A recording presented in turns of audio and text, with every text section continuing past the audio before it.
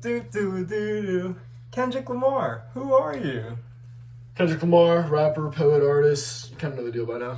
We do know. You were born June 17th, 1987 in Compton, California. Would you like to take us back and give us a look how young K-Dot lived back then?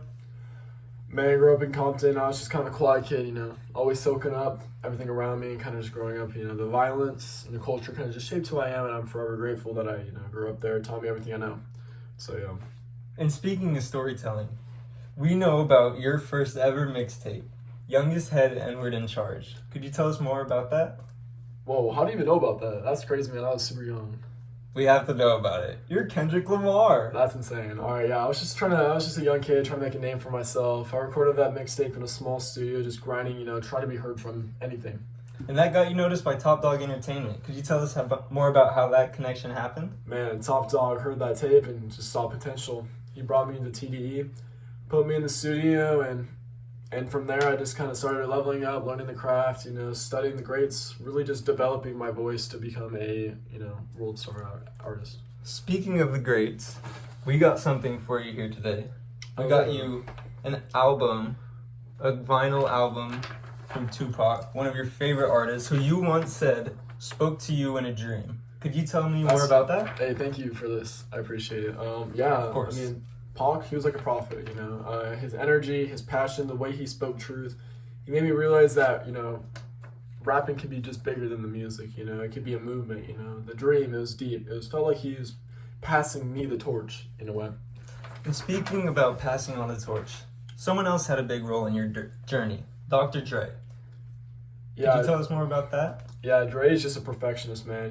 When he brought me into the Aftermath, he showed me how to refine my sound. He gave me the freedom. He was, punished me to be the greatest. Without Dre, Good Kid, Mad City wouldn't be what it is. That's what I'm trying to say. It's a great album, it really is. Yeah, I agree. And speaking of the sound, we got to talk about How to Pimp a Butterfly.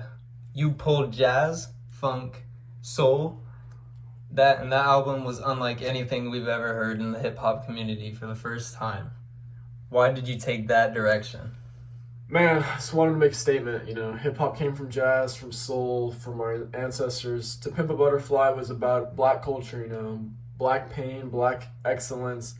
It was about telling our story in a way that it wasn't just like beats and rhymes. It was like a movement, And a movement it was.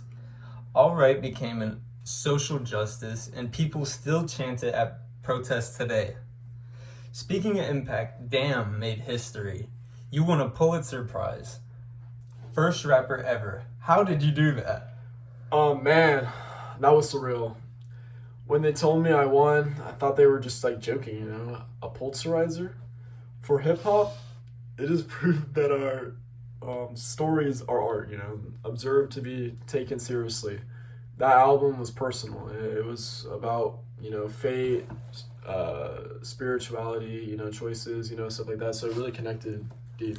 Very, very, very interesting, Kendrick Lamar. And then, after all of this music, you then go on. Let me see right here, my papers.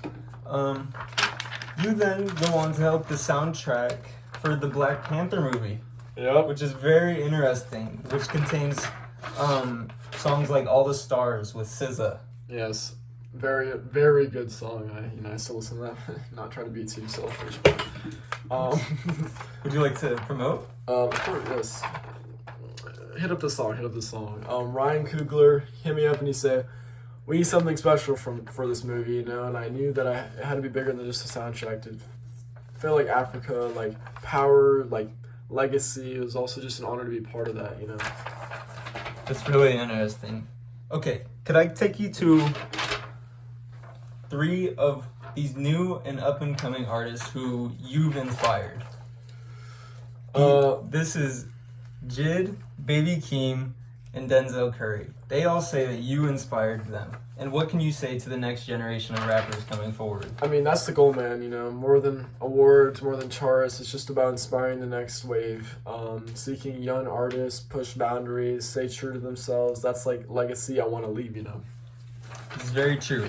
And Kendrick Lamar, speaking of legacy, how do you balance your mainstream success with your artistic integrity? How do you balance that out? You kind of just got to stay grounded. Don't chase friends. Don't chase numbers. Just chase the truth. If you put in, if your work is honest, people will connect. I didn't drop music just to drop it. Every album, every verse, it just has to mean something, not just useless talking. It's very true. Speaking of meaning, coming from the heart, Kendrick Lamar, you're leaving behind one of the greatest legacies in hip hop. I want you to know that, man. I really do. Thank you. Can I shake your hand? Thank you. Thank you. I really do. And why should people care about Kendrick Lamar? I think it's just because other than your music. Oh, well, sorry. I just think it's because I care about the people. I care about the message. I just trying to get everything started. I'm trying to make a movement. Well, Kendrick Lamar, do. Do. Thank you.